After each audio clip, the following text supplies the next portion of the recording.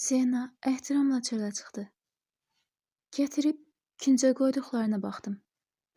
Yığcam, sərt kaman, naxışlı sadaqla 20 ox və iri bir xəncər. Gözümə bağlamağım üçün gətirdiyini düşündüyüm qırmızı parça. Ortasında qızılı sümbül və şəmşir çarpaz naxışı vardı. Deyəsən yenicə hazırlanmışdı. Parlaq, səliqəli idi. Bir neçə kağız və mürəkkəb vardı. Sutuluğu, bir də çaxmaq daşı da gözümə dəydi. Gün batana qədər qalan vaxtın yarısını kitablarla, yarısını da gəzməklə keçirməyə qərarı aldım. Küləyin şiddətinin birazdan azalacağını fikirləşib, birinci kitablardan başladım. İstə. İstəməsən ala bilməyəcəksən. Dönə-dönə istə. İstədiyini alanda da təkəbbürlü olma. Digərlərindən daha çox şey alsan, özünü üstün sayma. Bu ona bənzəyər ki, ölümcül xəstəyə həkim birinci müdaxilə edər. Xəstə də sevinər ki, mən hamıdan sağlamam deyə həkim mənim yanıma qaçır. Yaxud bədəni yara-xora ilə dolu dilənçiyə digərlərindən çox pul veriləndə, mən hamısından yaraşıqlıyam deyib sevinməyinə. Düşünmə ki, alçaldır ya da təhqir edirəm. Əldə edən ən çox ehtiyacı olan, ən çox istəyən, ən çox ümid edən, ən riyasız çağırandır, ən yaxşı olan deyil.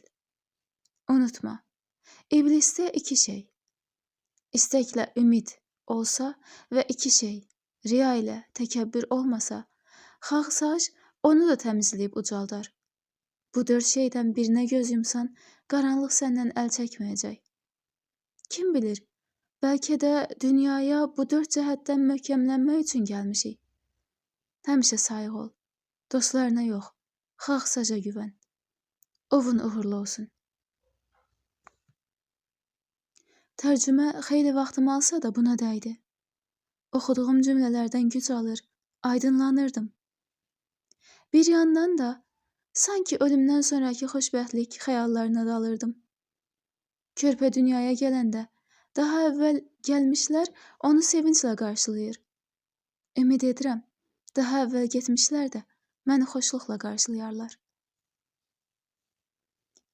İzbem məni əsir alandan bəri Kladiusun xəyalını görmürdüm. Qəribə də olsa darıxırdım.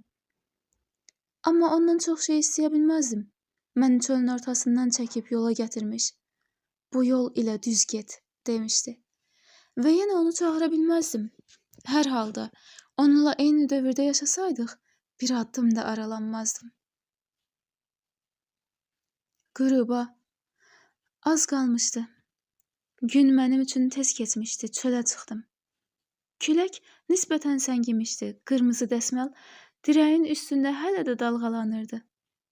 Bəziləri açıq-açıq yük daşıyır, getməyə hazırlaşdıqlarını göstərirdi. Küləkdən həzz alır, çadırların arası ilə gəzişirdim. Zəif bir səs gəldi. Siz üstünü öldürəcəksiniz? Dönüb səs gələn tərəfə baxdım. Heç kim yox idi. Aşağı baxanda düz yanımda durmuş 5-6 yaşlı, altdan yuxarı baxan qız uşağını gördüm. Çöməlib şəhadət barmağımla burnuna toxundum. Gülməyini tutmağa çalışıb qızardı. Totuq yanaqları və aşağı baxan gözlərinə baxıb güldüm. O da özünü saxlaya bilməyib gülümsədi. Külək üst başını, saçını çör-çöplə doldurmuşdu. Bir-bir onları təmizləyib soruşdum. Adın nədir?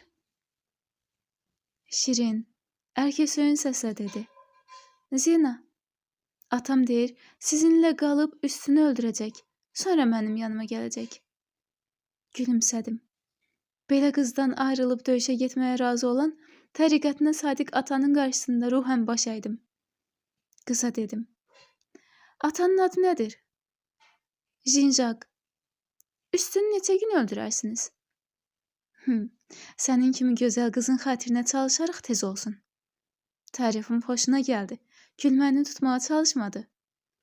Atam çox güclüdür, sizə kömək edər. Təəccüblənmiş kimi soruşdum. Belədir, Atan çox güclüdür. Hamıdan güclüdür. Sizdən də. Bunu deyəndə tez yerə baxıb gülməyini tutdu. Qıpqırmızı qızardı. Barmağımla boğazını qıdıqladım, güldü. Balaca barmağını az qala gözümə dirəyib soruşdu.